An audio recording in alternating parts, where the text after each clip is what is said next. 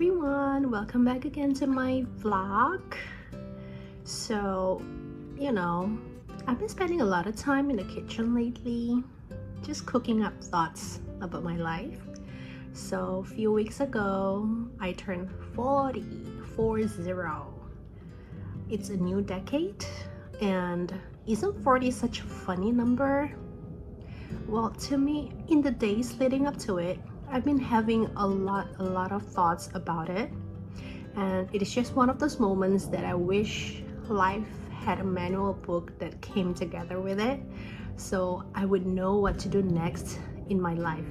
But of course, there's no such thing. And because I'm such a big believer that life is about how you design it intentionally. But ironically, setting a new direction when you're 40 is just a different game altogether. If you have looked at my life for the past year, it's been such a crazy roller coaster. So I got into real estate, and I just started putting myself out there talking in front of the camera. It's just two things that if you told my younger self that I would be doing this at my 40, she would have totally panicked. And let me be completely transparent with you. I'm still figuring it out. It's not like my final destination yet. I'm still figuring things out in this new business and my career at the school and everything, and the uncertainty doesn't just magically disappear just because I turned 40. I still have days when I feel entirely out of my depth, but there's also a beautiful shift that happens at 40. Even if I don't know the whole map yet, I've come to understand myself a little better.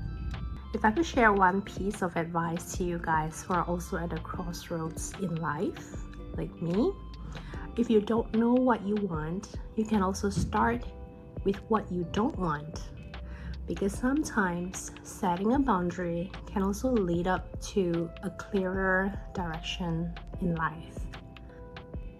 And the best part, but at 40, you're not really starting or building something from zero, but you are starting from a place with experience.